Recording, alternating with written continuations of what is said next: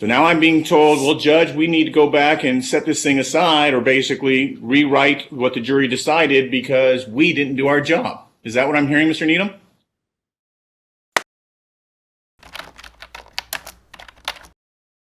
Page 1 is A18-781255, Harris versus Del Casal. Good morning, Your Honor. Kurt Harris. Morning. Good morning, Your Honor. This is Attorney Al Needham for Defendant Del Casal. Thank you. All right, counsels, this is a defendant's renewed motion for judgment as a matter of law. Here's my position, counsels, is we all know what happened during jury instructions. We had proposed jury instructions that were emailed. We sat down after, I think, 4 requests by this court to have the jury instructions done. We met, went over them. At that time, the clear and convincing one, even though it was emailed to the department, it was not raised during those discussions. And when we then went in front of it to put it on the record as to those jury instructions, lo and behold, everybody agreed to the jury instructions that we were going to present to the court, to the jury. Now, all of a sudden, it's the court's burden to do jury instructions. I'll remind counsels, this is also the same case that the day that the verdict was going to be read or the day that we were going to go to closing, we didn't have a single verdict form from 3 different attorneys. And the court had to orchestrate getting verdict forms before we could even do our jury instructions to our court. And now I'm being told that, Judge, we didn't do a jury instruction and now we want to correct that problem. Here's the issue. There clearly must be, in a punitive damage claim, a clear and convincing jury instruction. It's not the court's burden to do the lawyer's job. That's why when we put them on the records, if there's a jury instruction that was proffered but not included, that's when it's raised. So now I'm being told, well, Judge, we need to go back and set this thing aside or basically rewrite what the jury decided because we didn't do our job. Is that what I'm hearing, Mr. Needham? It's one of the issues. I think the primary issue here, though, Your Honor, is it's an ongoing issue, and that is just the failure of the plaintiffs to disclose the information under 16.1A. Before trial, we had covered this multiple times. I raised the issue in pre-trial memorandums, motion for rulings, during trial, and now here we are. The Ortega argument, correct, counsel? Right. Yeah, that's the same one, and it hasn't been resolved. And that's the primary reason why I filed the motion here today, is to resolve that issue that's been unresolved. As far as the instruction issues and the testimony issues, that's at the court's discretion. But yeah, that's the primary issue here. I just want to make that point and the main purpose of this motion was the failure to disclose. And you're right, the Ortega case has been brought up by Your Honor multiple times, so that's what we're here for. It's a legal question. And I think that case, Ortega, actually refers to Rule 37, C1 for guidance. Yeah, and that's what it says. So, it's a valid motion.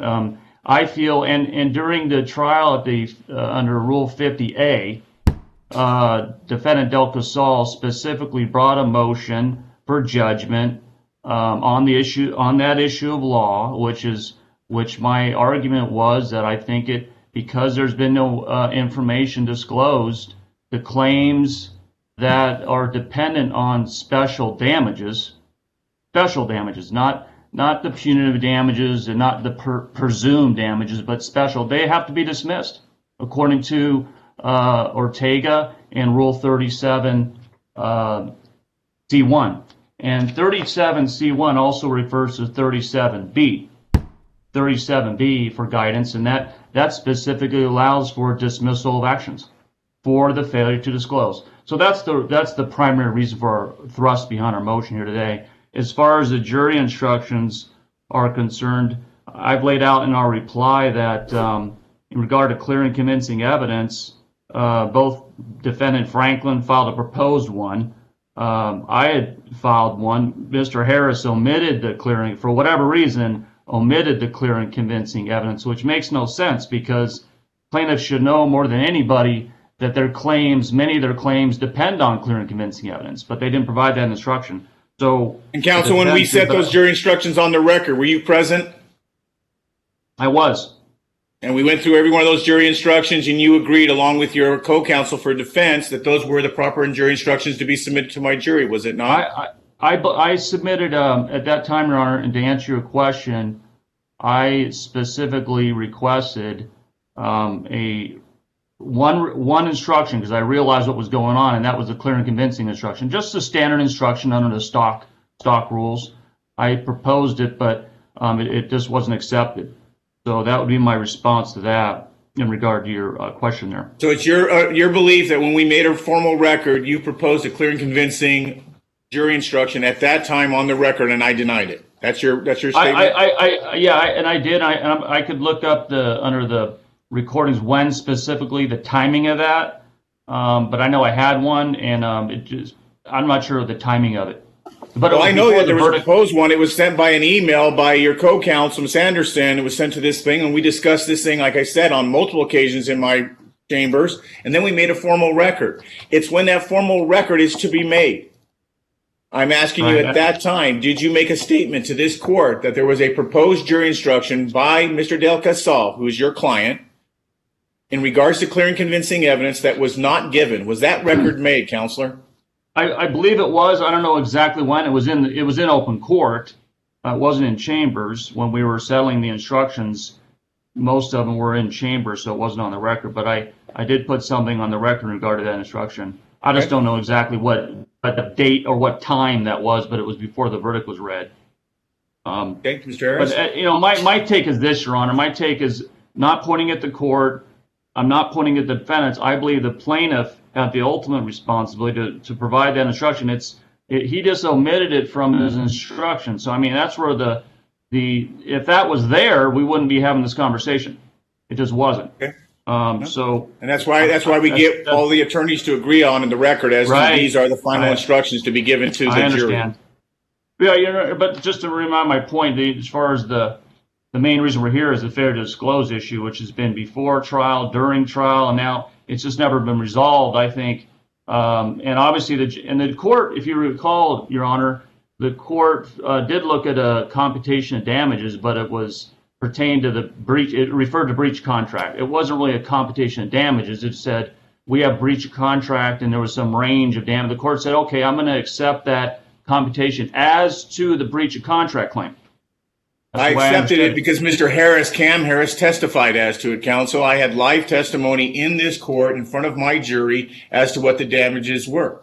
And it fit within that, quote, computation or statement as to the range that Mr. Harris believed it was at the time. And if my understanding is correct, Mr. Cam Harris was available for deposition, was he not?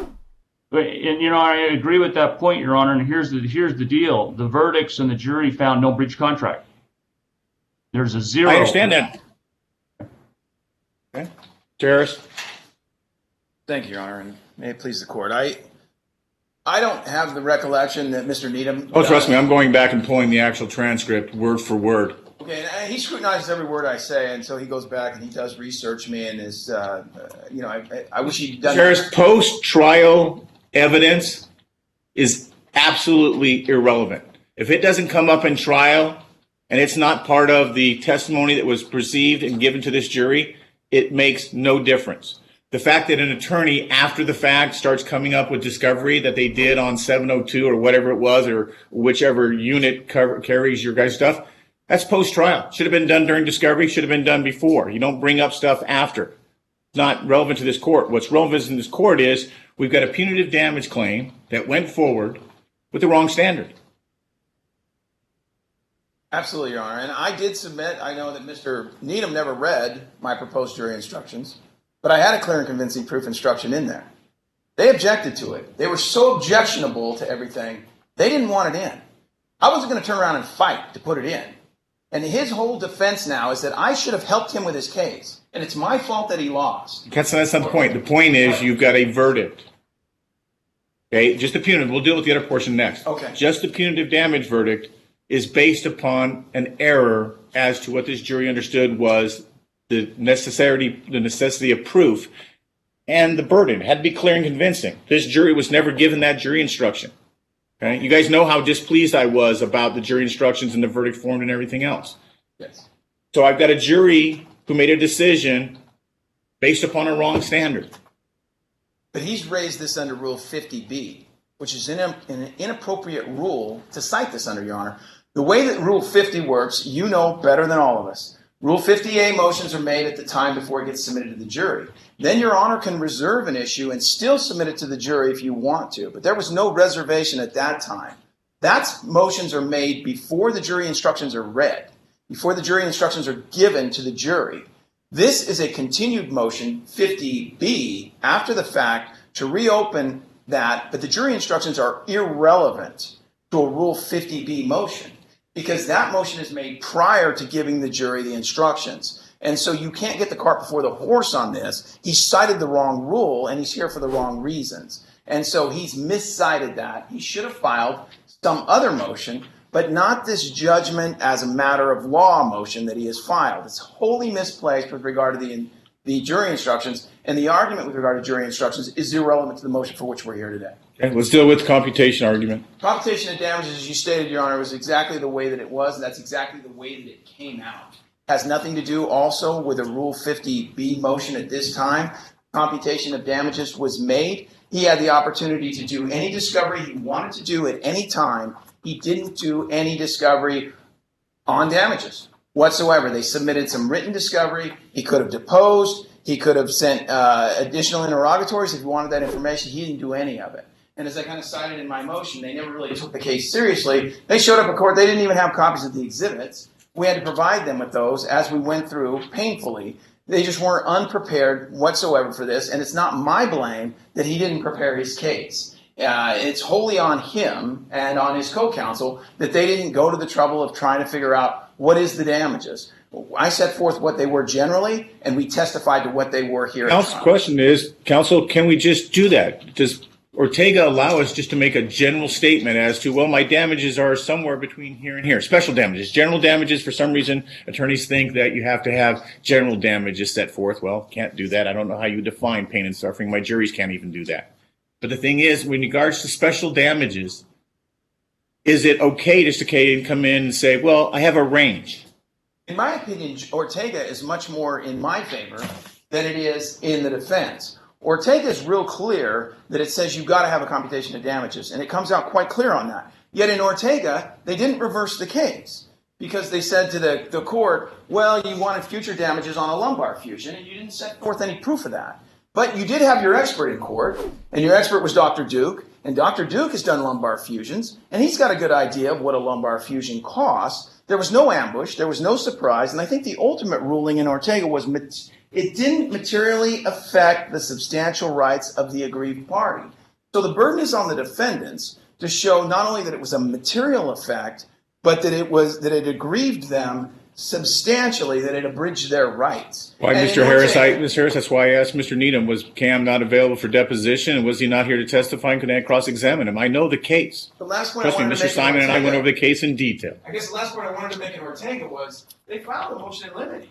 They had done. That's why they went back to Rule 37. I know Mr. Needham seems puzzled now, but they did discovery on that issue. They asked for future damages. They didn't get it. So they filed a motion in limine pre-trial that was denied by the judge. And then this was raised that made it wholly relevant at that time. And then thereafter, the Supreme Court still didn't reverse it because they couldn't show that their rights had been materially adversely affected or abridged. And so I think Ortega is a much better case for me than it is for the defendant. I don't know that he read it all the way or that he understood it clearly, but that's the way that I understand it, Your Honor. And they did pre-trial discovery, and they filed that motion in limine, and I think that differentiates this 100% from what we're talking about here today. Okay. Mr. Needham?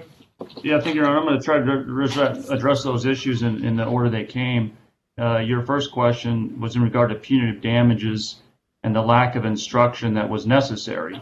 Mr. Harris claimed that he provided a clear and convincing instruction. I disagree. I believe the court he emailed to the court his proposed instructions, and I've went through them several times in the past. I don't recall seeing that instruction. So I can look at them again. I just don't see that instruction. So Mr. Harris. Counsel, as usual in this case, I'm going to go back and do everybody's homework for Right. Right. I went through and looked at it. It wasn't there, and I don't want to repeat what I said earlier. It just wasn't there. But Mr. Harris said he was arguing or fighting for it or something. I just don't agree with that, and you'll see that yourself. So that addresses that point. In regard to the judge's last question, Mr. Harris, about the computation damages, Mr. Harris said we could have done discovery. Well, I'll just take what Mr. Harris always says. It's not my job to do his job. It's not defendant's burden to prove plaintiff's case.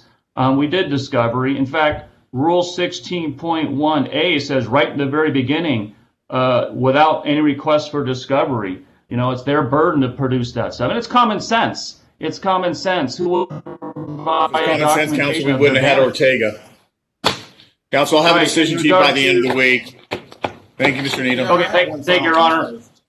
I've been able to get a judgment signed by, countersigned by counsel. I've submitted 2 to the court. I haven't received one back. I'm not sure what I was waiting to see if I was going to get cooperation from the sides to sign off on it.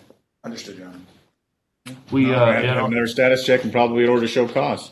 there is an issue on I got a letter out to Mr. Harris on that, on the judgment. It was actually August 22nd. I haven't heard back from anybody on that. Well, you guys better get this thing worked out because I'm going to do a status conference to counsel, and if we're not going to get this thing complied, bring your checkbooks. Judge, I have a simple question that may be helpful, and that's this. The verdict obviously doesn't cover all the claims brought in this case. Mr. Harris brought 9 cause of action, clearly. So the question, should a judgment, we need a final one that resolves all the issues. For example, they didn't find breach of contract. Does the court prefer the judgment be all-inclusive and cover the claims that were not proven, or would this court prefer a separate order dismissing those claims that were not proven? That's the question I have, and that may help us out here. It's simple, counsel. The judgment is what the verdict was read by the jury. All those other claims have to be dismissed out. If the jury does not find the things, then they're automatically dismissed by the fact that the jury didn't find for that. So in your order, you basically put down what the jury found, and then it automatically dismisses all those other claims. Jury didn't find for them. The jury didn't say that the jury said no breach of contract. Guess what? That means the breach of contract claim failed. So should I submit a separate order in regard to those claims? If you believe that's necessary, if you and Mr. Harris cannot agree upon it, you better send me a separate order. Okay, thank you for that guidance. Thank you. Take care. I believe that resolves it. Thank you, Your Honor.